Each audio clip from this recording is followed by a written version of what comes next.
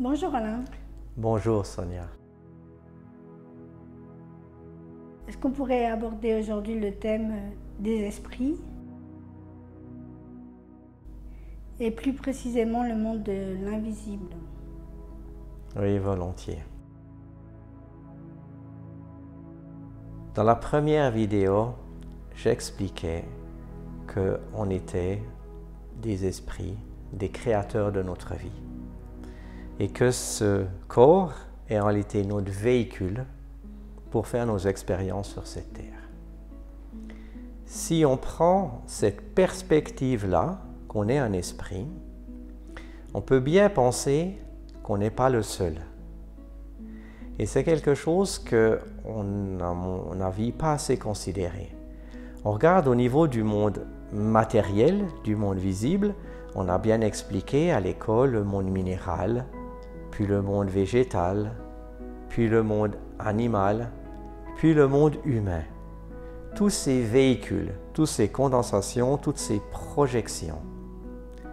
Mais ça ne s'arrête pas là.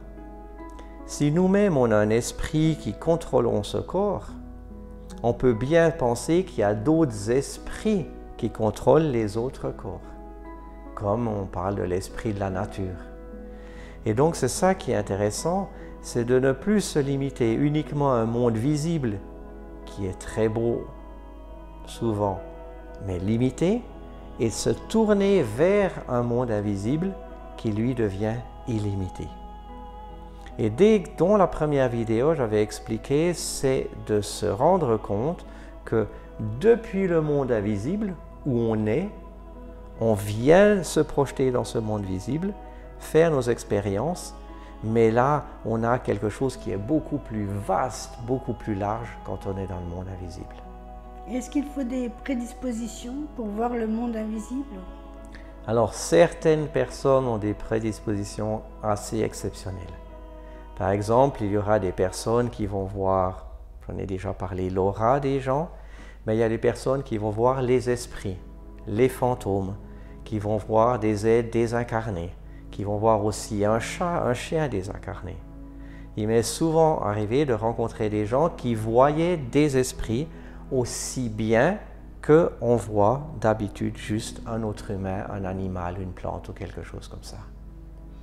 Et comment on différencie les prédispositions des personnes qui pensent que ce sont que des croyances?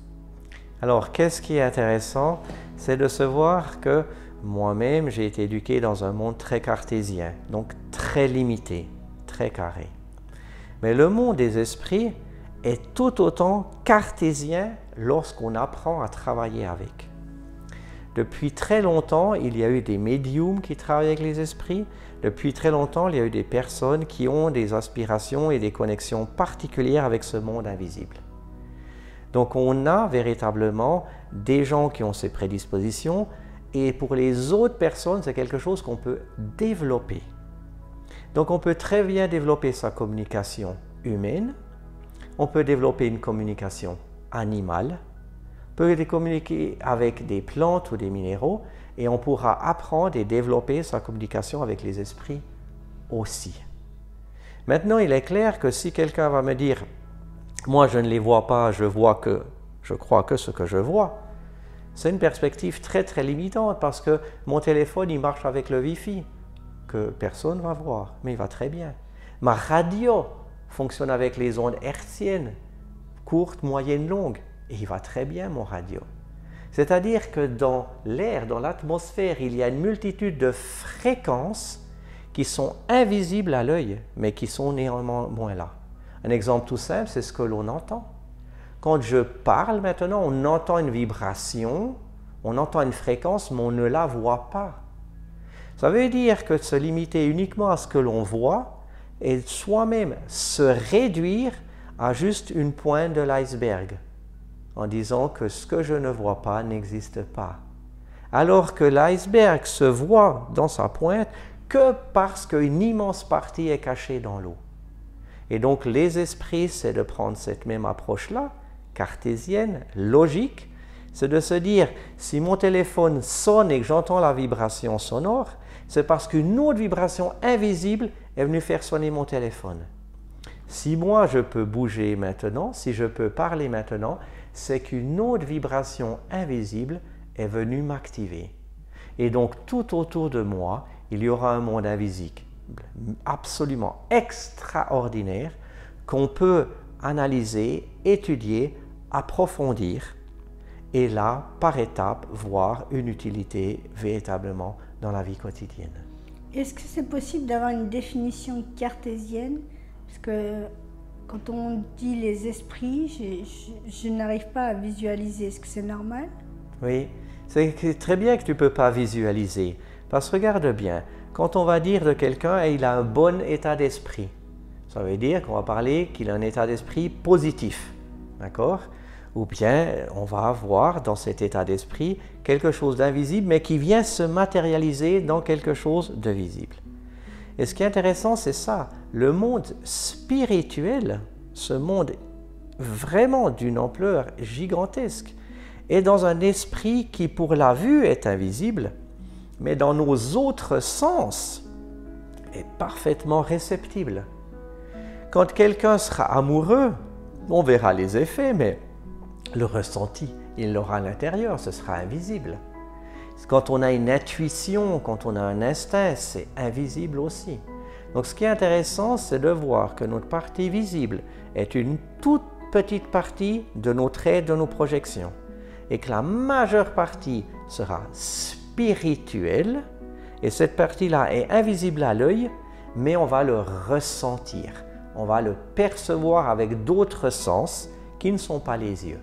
C'est très intéressant ce que tu dis, parce que tu dis qu'il a un bon état d'esprit, mais par opposition, il y a aussi des mauvais esprits alors? Voilà, donc moi je dis, on peut voir ça d'une manière un petit peu plus douce. Pour moi, tout est pas bien ou mal. Pour moi, tout est ou positif ou négatif. C'est-à-dire qu'un bon état d'esprit, ce sera un état d'esprit par exemple constructif, où quelqu'un voudra faire une association, voudra construire quelque chose et s'arranger, faire quelque chose de collaboratif, d'évolutif. Et quand on va dire, entre guillemets, un mauvais état d'esprit, je vois simplement quelque chose de négatif, quelque chose de destructif. Donc il faut se rendre compte que pour faire une omelette, il faudra casser des œufs. Donc pour que le jour existe, il faut que la nuit existe. Donc pour moi, on ne peut pas séparer d'un bon état d'esprit, d'un mauvais état d'esprit, parce qu'on aura toujours une référence entre les deux. Et pour que le positif existe, il faut que le négatif existe. Et ce qui est génial, c'est que chacune peut choisir s'il veut être positif ou négatif, et à chaque instant. Et donc un esprit, une ondulation, pour moi, sera ou positive ou négative. Et donc, si on va regarder au niveau, entre guillemets, de la magie, certains vont appeler des esprits positifs ou très positifs, des anges, des archanges, des maîtres réalisés, des esprits qui ont ou vécu ou pas sur Terre, mais qui ont un objectif de construction, d'évolution, ou on va en appeler des autres beaucoup moins constructifs, d'accord, de destructifs, et souvent sans même s'en rendre compte par sa colère, par son haine, par son humeur négative. Et est-ce que tu pourrais nous donner quelques astuces pour des personnes qui n'ont pas tes connaissances pour pouvoir travailler avec ces esprits au quotidien? Oui, excellent. Regarde, une astuce très claire à mon avis, c'est, prenons un exemple, la religion.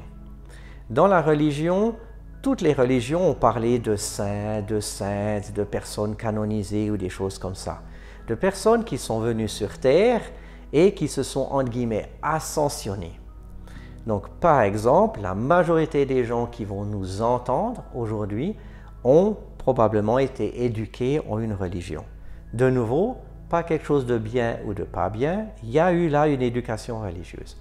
Et une des bases, ce serait par exemple d'utiliser ce qu'on a appris dans la religion pour appeler des esprits positifs, constructifs, pour nous aider.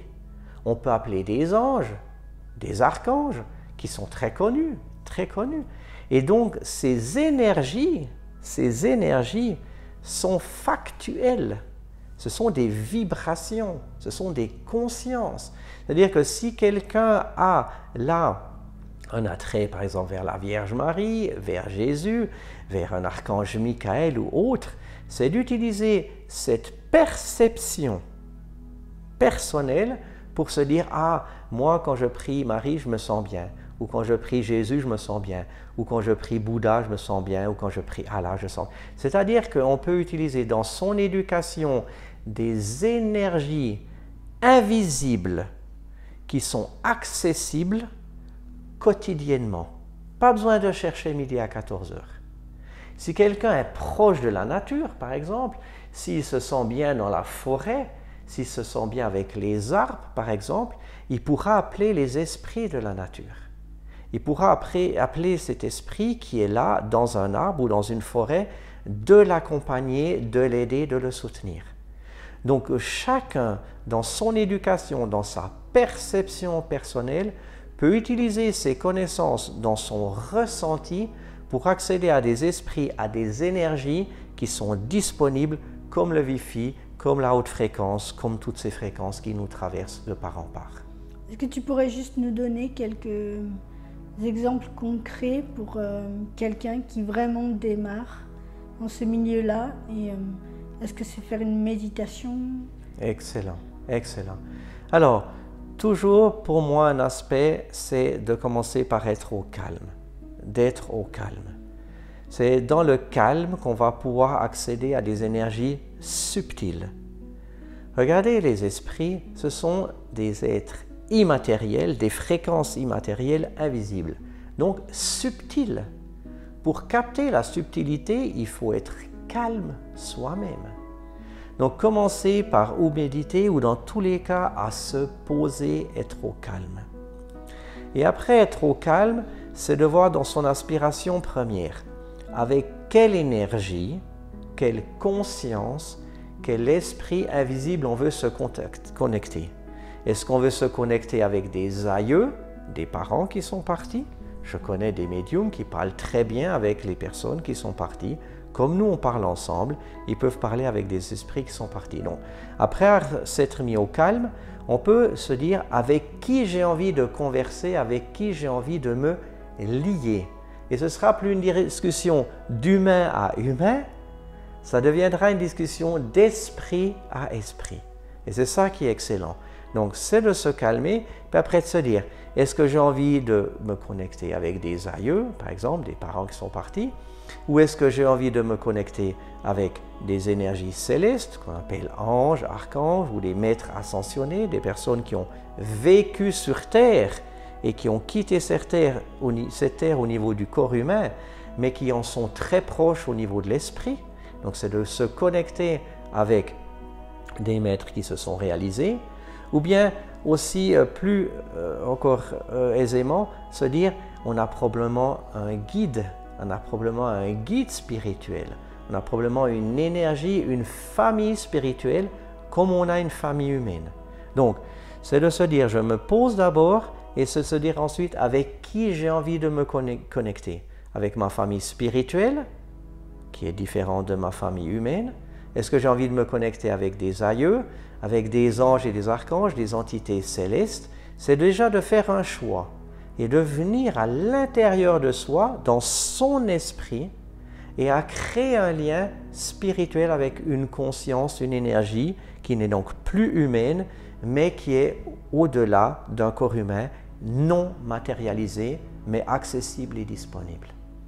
Mais pour un érudit, je pense que ce que tu dis, ça a du sens, mais pour quelqu'un qui travaille 60 heures par semaine, qui n'a pas accès à cette spiritualité, techniquement, comment il peut démarrer?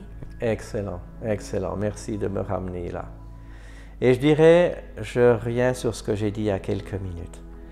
Cette personne qui travaille 50 ou 60 heures par semaine, elle a eu assurément dans sa vie une éducation spirituelle dans tous les cas. On a utilisé par exemple la religion, ou peut-être ce sont ses parents qui lui ont dit quelques connaissances spirituelles.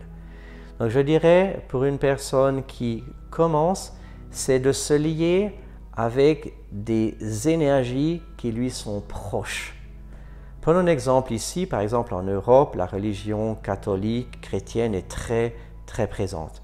Donc on va connaître rapidement des énergies figures saintes, comme Marie, Marie-Madeleine, Jésus par exemple, pour en citer que quelques-uns. Padre Pio et d'autres figures comme ça. Donc je dirais pour une personne qui commence au niveau spirituel, c'est d'appeler les énergies, les saints, les saintes, les prophètes qu'elle a l'habitude de prier. Commencer par ses prières. C'est de voir dans sa prière si la personne a l'habitude de prier la Vierge Marie, par exemple.